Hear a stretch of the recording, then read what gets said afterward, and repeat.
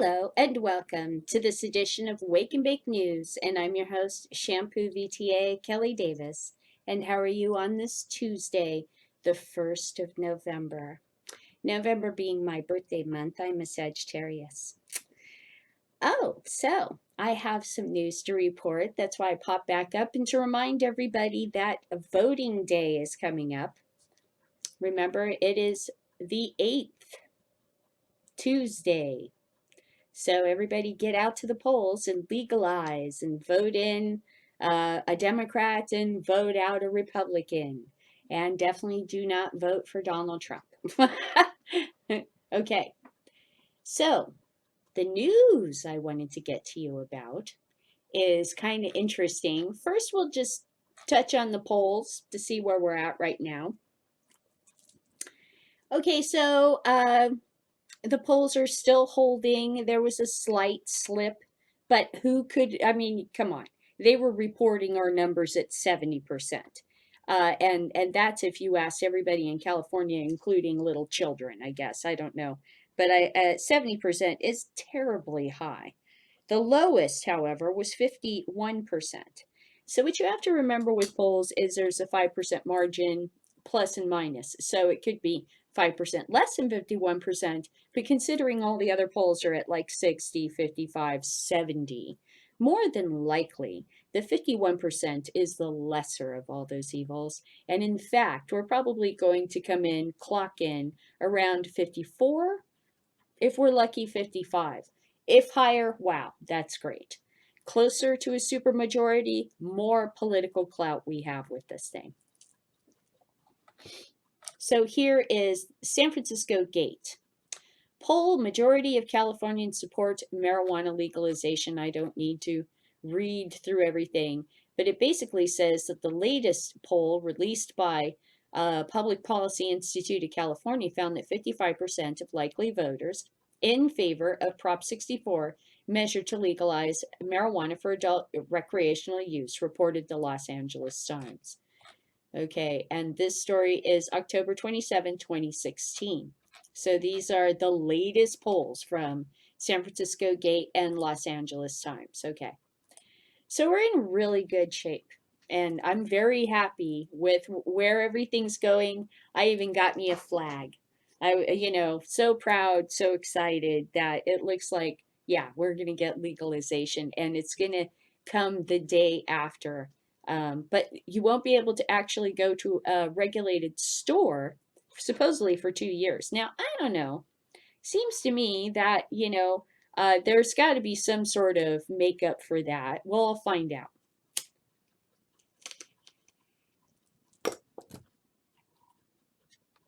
Oh, speaking of marijuana, let's smoke some. So the polls are good. But then Kev raised his ugly head, and I don't know what smart approach to marijuana was thinking. I really don't. I don't know what was going on here. But it seems to be unraveling before our eyes here at the end of the election. So let me tell all of my friends from Canada and across the United States about smart approach to marijuana. And some of the opposition to Prop 64 that's been coming from growers. Remember, I was so upset? Growers from up north, or are they? Are they really growers from up north? Okay. Oh, no. Hi. No commercials, thank you. Okay, so San Francisco Gate here has an article called Strange Bedfellows. Strange bedfellows unite to oppose California's pot legalization. Kelly wanted to make sure she had a thought in the side of her head. Oh my gosh, the ads are endless. Endless.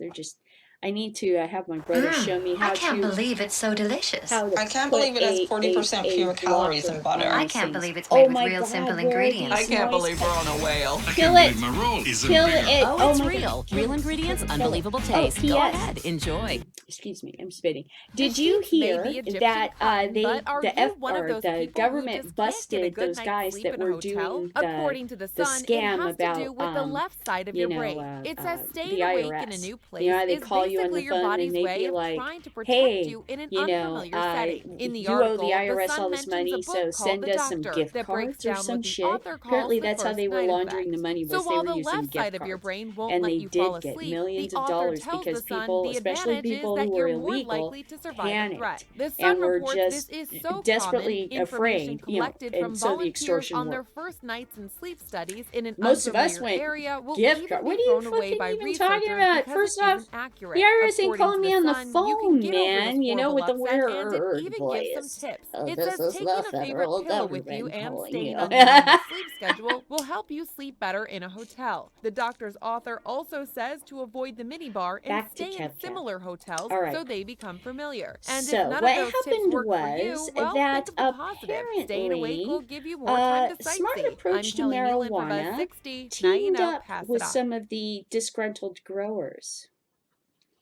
It was a scene reminiscent of a middle school dance, with boys on one side of the room and girls on the other, waiting for a brave interloper to get the party started. The news conference Thursday at the Prop Hilton in 61, San big Francisco promises, but what are the facts? financial 61 district only brought applies to together two 12% of groups that Californians. The disagree other on most 88% would see everything an when it increase in comes to prescription drug marijuana, costs. Maybe that's save why every their daily newspaper in California opposition to urges you to Proposition vote no 64, on which 61. would legalize retail sales and adult use of recreational pot, if passed by California voters in November 8th. Taking stage right where marijuana foes were opposition is rooted in calls for more morality and public safety. On the left, cannabis advocates who warn that Prop 64 will allow corporate interests to crush mom and pop players in the current medical marijuana industry. A demilitarized zone was marked by a no on Prop 64 sign, a nod to the sponsor of the event, public and mental health advocates against 64. The two sides hope their coalition will once again defeat legalization. Okay?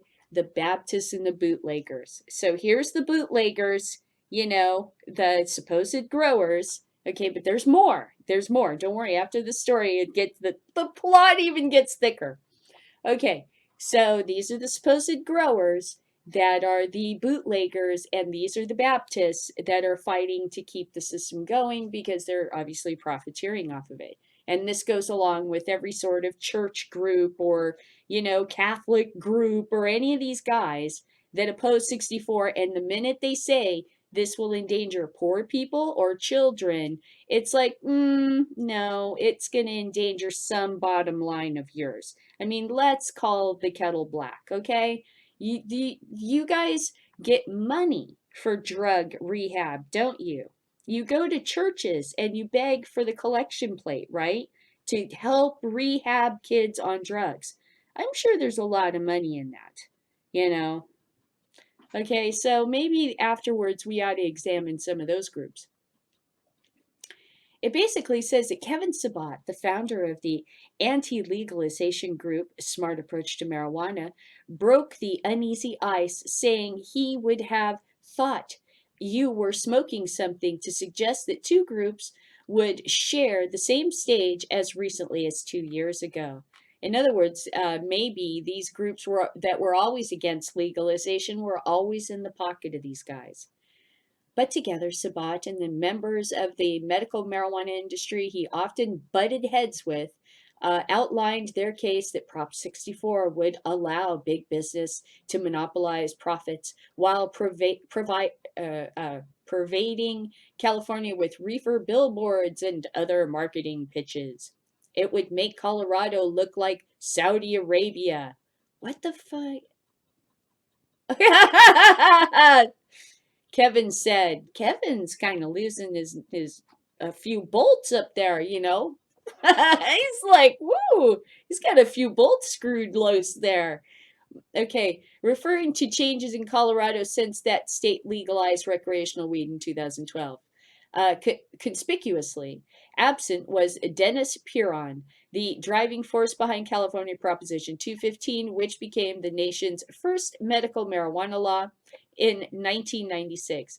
He had planned to attend, but organizers said he got tied up volunteering at a soup kitchen, and the cannabis activist did not immediately respond to calls and emails seeking comment. Uh-huh. He smelled that this was a trap. He was like, oh, this is what I'm talking about. Be very fucking careful. You may have a very reasonable, rational argument, but if you keep pushing, you'll look around and you'll see guys in KKK white hoods standing right next to you, and you'll be like, oh, whoa, this went too far. Maybe we should just try to work this out. Next thing you know, you're standing next to Kevin Sabat, Okay, let's face it, the marijuana business doesn't have the best reputation, Sid Carr, who conceded. Oh, wait. Here we go. I dropped off here after the guy didn't call back. Kind of telling. The scare tactics are distortions and potential truths, and there's a lot we don't know about commercial cannabis regulations, and making these huge claims is oversimplifying what is very unknown and nuanced situation, said Lynn Lehman, state director for the Drug Policy Alliance, which supports Prop 64. The legalization push comes 6 years after a similar ballot measure, Proposition 19, was defeated in 2010. It too splintered the medical marijuana industry. Traditionally pot-friendly counties like San Francisco and Marin gave in nearly 2/3 support, but voters in all three counties in the weed-growing Emerald Triangle rejected it. Jamie Carr, the owner of a Shasta County medical marijuana dispensary and member of the local planning board, was among those at the San Francisco news conference. She said Prop 64 removes local controls by not having municipal governments license new marijuana businesses. Let's face it, the marijuana business doesn't have the best reputation, said Carr, who conceded that new recreational competition could harm their business. Their business that doesn't have the best reputation. There are a lot of problems with rushing through recreational before we have answers to a lot of the questions we have now. Never an answer. I'm sorry. Did you want to go and discover America? Well, we have a lot of questions that we don't have the answers to now. Yeah, nobody waits on stuff like this. Go away.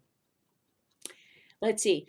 Opponents argue that Prop 64 will allow one individual to pursue multiple licenses, such as cultivation sites, production facility, and storefronts, and will thus create Walmarts of weed, as Sabat put it. Prop 64 does not include a 5-year restriction limiting the size of cultivation sites, an attempt to appease current growers and leave a good deal of discretion to states regulators when it comes to issuing licenses. But people on both sides of the debate agree the business landscape would change quickly. There's a lot of people out there who have been making a little money on the side with modest home grows, and that's going to be a thing of the past. Oh, bullshit, said Dale Geringer, the state coordinator of California Normal, which supports Prop 64. Yeah, bullshit. I call bullshit on that. Nothing is more popular in this area than farmers markets. Nothing on earth.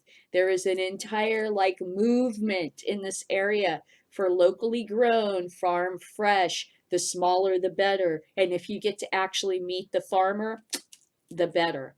Even our Vons is desperately trying to look like some kind of farmer's market because they know damn well we figured out everything on those can dials and in those boxes is probably not good for us,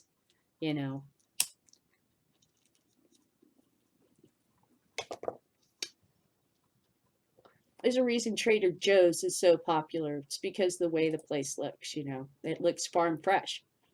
Okay, it looks healthy. Weed news. Now we get to the juicy part of this story. There's a reason why these growers and Kevin Sabat are suddenly finding they have so much in common, because apparently some of them are being paid to do it. Stoners against legalization. Kevin P. Sanders. Todd Greenstone, he said he supports legalization. If I were a citizen of California, okay, this is, oh, wait a minute. What the hell is this? Oh, yeah, here. It says, if I were a citizen of California, I would never vote for marijuana monopoly. Okay, made up quote from Bernie Sanders from No on Proposition 64. Okay, from Kevin P. Sanders. Okay, then apparently he tweeted this, and they caught it. I get paid to win, and that's what I'm doing. The DAs, chiefs, and powers that be have put me out front and are paying well during the last push. They also put me in charge of the October surprise. In this case, it's going to be a November one. Okay, so basically, what they're doing is that they're paying some of these supposed growers and supporters and stuff that don't like Proposition 64 and say that they're against these California monopolies and everything like that. They're getting money from cops to do this. They're getting money from the police. So instead of paying for ads and shit like that, this is what they're paying for. In a shocking development in the California campaign to legalize marijuana, The Leaf Online has reported that a California mayoral candidate with deep ties to the medical marijuana industry admits that law enforcement is paying him to publicly lie about Prop 64, the Adult Use of Marijuana Act. Kevin P. Saunders is currently running for mayor of Marinia, California. He is also the owner of Coastal Dam and Online Cannabis Collective and medical marijuana dispensaries, but lately Saunders has emerged as one of the most vocal opponents of Prop 64. On October 5th, I traveled to Sacramento for a debate to join two other panelists supporting Prop 64. Saunders was one of three medical marijuana activists at the State House calling for the defeat of legalization. Joining Saunders on the Keep Prohibition side was Sean Kiernan, who recently stood on stage supporting Kevin Sabat, the members of the number one enemy of medical marijuana and marijuana legalization in the nation. In the War on Drugs, marijuana freedom fighter debate against Kevin Sabat in favor of legalization. There's like some pictures from it, right? During the debate, Saunders said, "My name is Kevin Saunders. It's not Kevin Sabat, but thanks to a couple of Facebook posts captured and delivered to the Leaf Online, we've discovered Saunders and Sabat are quite alike. Both take money from law enforcement to spread lies and misinformation about marijuana legalization." Yesterday, legalization activists who post a Friends of Prop64.org published a collection of memed graphics that supporters can share through their social media. The posts include this graphic featuring a quote from Bernie Sanders, and California legalization while he was campaigning in Vallejo for the Democratic nomination for president back in May. There will be an item on your ballot in November. If I were a citizen of California, I would vote for that ballot item to legalize marijuana. If I were a citizen, okay, so that's what it said, basically. I do not live in California, the B quoted Sanders as saying, but if I lived in California, I would vote yes on legalization. But they changed the quote to, if I were a citizen of California, I would never vote for marijuana monopoly. And he never said that. This isn't the first time that these guys have done this, and they're trying to obscure what's going on and who's on whose side. So they're even trying to make it out like Bernie Sanders is against this. Okay, it might be fair to critique the pro Prop 64 meme for adding a bit of Sanders' quote. He did not say there will be an item on the ballot in November, and he did not add that ballot item. But both of those do comport with the context of Sanders' speech, as Prop 64 had made the ballot by May 18th. Sanders' vote to legalize marijuana could only be for Prop 64, on the same ballot as he'd hoped his name would appear for president, trying to twist any of that quote to mean that Sanders wasn't referring to Prop 64 or was in any way calling it a marijuana monopoly isn't a wobbler. It's more properly called a lie. But Sanders doesn't even try to stick with his wobbler defense. In the very next line, he tells Greenstone, but it's also politically funny season, seemingly a confession to knowing his meme is disingenuous at best. Then Sanders drops a bombshell, adding it's a devastating meme and will move the numbers against Prop 64, 1% or 2, and that's all I need to win this election and do the job I was paid to do. Greenstone asked Sanders to clarify that statement by asking if Sanders was on the payroll of Spread Lies. In what appears to be another post, Saunders reposts the Sanders meme and the lie and addresses Greenstone's concerns. So here, basically, they're nailing him on posting this misrepresentation of what Bernie Sanders was saying, and trying to make it seem like he would vote no on Proposition 64, when obviously that is absolutely not true. And he's being paid by law enforcement to do this, and he's obviously not the only one. So beware out there when you're legalizing. Not everybody who's on your side is necessarily on your side. So be careful, because some of them are taking money the back door, because they want to stay in their business, and so does the cops. So their best interests lie with each other, and you have to be careful who you get in bed with.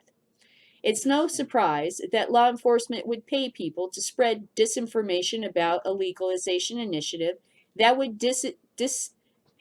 devastate their ability to make easy arrests that begin with the smell of marijuana. What is surprising is that someone who claims to be an advocate for marijuana reform and a candidate for mayor would stoop to using Bernie Sanders' good name among progressives in a lie. Though it is funny that after so many times his fellow stoners against legalization have accused me of being a paid shill to tell lies about Prop 64, it is actually one of theirs who's the paid shill telling lies about Prop 64.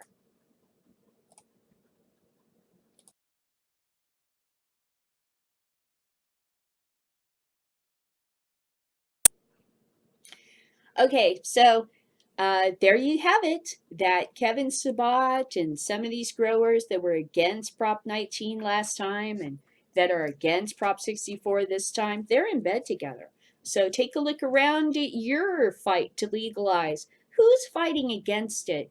How come they're just never satisfied with the answer? Is it because maybe they're getting a little extra something from, somebody else, So that's just, a little heads up from Wake and Bake News and what the dealio is with Prop 64. And I'm gonna I'm gonna try to have all this set up so I can do a live show for Tuesday. So count on that one. I think also that Getting High with Doug is going to do a live show. Maybe, I'm not sure if it's the same day, but I know he's going to do it before the election. So that might be worth seeing, because hopefully they'll have somebody interesting on there to talk about, not like comedian or something, to talk about legalization in California. And you stay high and goodbye. And I hope you're enjoying our adventure with Rapan Athuk. I definitely have a lot of more work to do to be a better DM. It's like I'm like, oh yes, I am noticing that, and yeah, they pointed that out, and yeah, I gotta watch out for that, and yes, I have to think of this, So it's really it's neat. It's a nice challenge. It's cool.